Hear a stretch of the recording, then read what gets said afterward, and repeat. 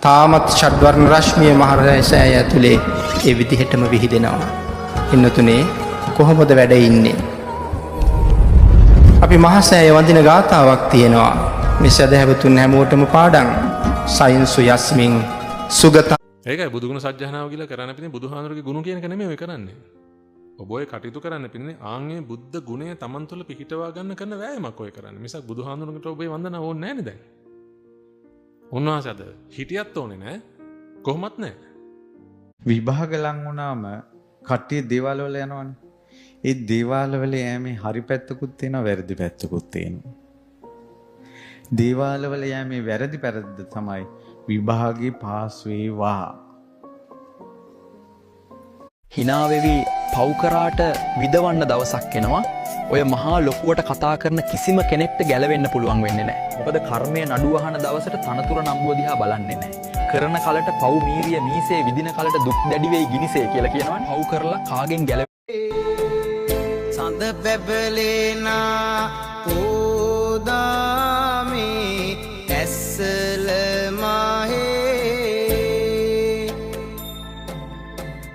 ලද මව්පාද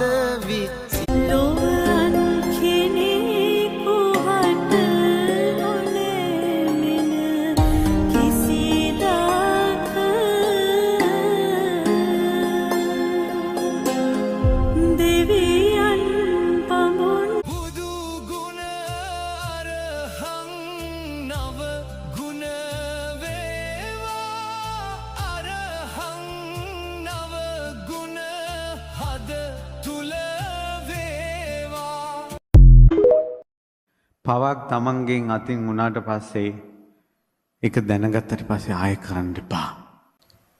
පව් කරන්න අකමැත්ත ඇති කරගන්න. දුක්ඛෝ පාපස්ස උච්චේව. පව් කියලා කියන්නේ දුකට කියන නම. උදේතයං චක්කුමායේක රාජා හරිස්සවන්නෝ පටවිප්පබාසෝ තන්ත අලුතෙන් ප්‍රේම සම්බන්ධතා පටන් ගත්තු අයට කැලණි රජ මහා විහාරය ආවොත් ප්‍රේම සම්බන්ධතා බිඳිනවා කියලා ඔබ අහලා තියෙනවද? මේ සමාජ කතිකාවතක් තමයි කැලණි රජ මහා විහාරයට ඒවා බුදුරජාන් වහන්සේ පිරිනුවන් පාන අවස්ථාවේ පිරිනුවන් පාන දවසේ විජේ රාජකුමාරයා 700ක් පිරිස ලංකාවට ගොඩ බැස්සා.